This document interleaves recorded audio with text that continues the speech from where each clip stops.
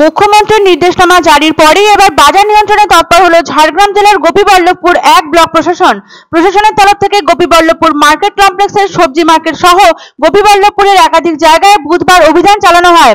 বুধবার সকাল থেকে ঝাড়গ্রাম জেলার একাধিক আধিকারিক ব্লকের সমষ্টি উন্নয়ন আধিকারিক শ্যামাসুন্দর মিশ্র, গোপীবল্লভপুর থানার আইসি কার্তিক চন্দ্র রায় সহ একাধিক আধিকারিক সবজি মার্কেটে অভিযান চালিয়ে সবজির দরদাম জানার চেষ্টা করেন।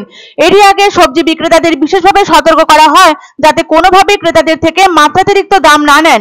প্রশাসনের এরূপ ইতিবাচক পদক্ষেপে ভীষণই খুশি এলাকার সাধারণ মানুষ। আধিকারিকরা জানান দাম কমানোর জন্য কি করা উচিত, তবে এই বিষয়ে সংবাদ মাধ্যমের কাছে মুখ খুলতে চাননি কোনো আধিকারিক। এদিকে উত্তরবঙ্গ ভাসমান, অন্যদিকে জুলাইয়ের দ্বিতীয় সপ্তাহেও সেই অর্থে বর্ষার দেখা মেলেনি কলকাতা সহ দক্ষিণবঙ্গে। এদিকে বাজারে যেন ছুটছে আগুনের গোলা, সেঞ্চুরি ছুঁয়েছে লঙ্কা বেগুন সবই। কেজি প্রতি 90 থেকে 110 টাকা দরে বিক্রি হচ্ছে ঢেঁড়স, উচ্ছে ইত্যাদি। এ ব্যাপারে মুখ্যমন্ত্রী মমতা বন্দ্যোপাধ্যায় বলেন, কৃষকেরা বাড়তি দাম পাচ্ছেন না, মুনাফাখোরেরা সবজির দাম বাড়িয়ে মুনাফা লুটছেন। এই জিনিস চলতে দেওয়া যাবে না।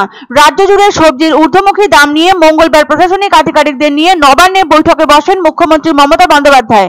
বিভিন্ন মহল থেকে অভিযোগ উঠছে অতিরিক্ত লাভের আশায় রাজ্যের আলু কিংবা পেঁয়াজ অন্য রাজ্যে রপ্তানি করা হচ্ছে। এই ব্যাপারে ক্ষুব্ধ মুখ্যমন্ত্রী জানান, সীমান্তেও নজরদারি চালানো হবে। রাজ্যের চাহিদা না মিটিয়ে ভিন রাজ্যে কোনো জিনিস যাবে না। কালোবাজারি রুখতেও কড়া ব্যবস্থা নেওয়ার নির্দেশ এসেছে মুখ্যমন্ত্রীর তরফ থেকে।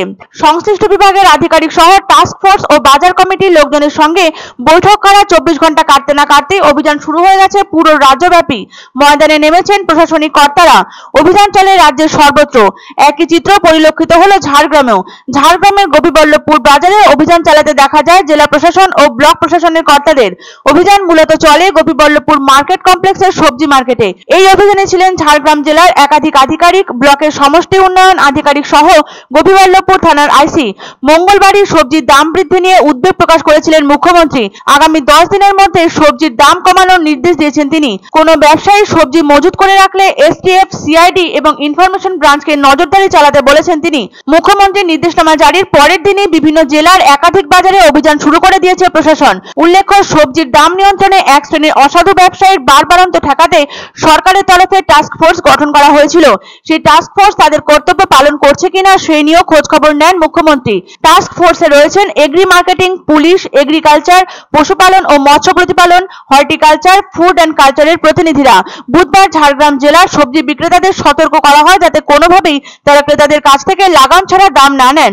প্রশাসনের এহেন পদক্ষেপে সভাপতি সন্তুষ্ট এলাকার মানুষরা। কালকে আমি সবজি মার্কেট গেছিলাম, অসম্ভব দাম ছিল, উচ্ছের দাম ছিল 80 টাকা কেজি, আজকে দেখছি সেখানে 50 টাকা হয়ে গেছে।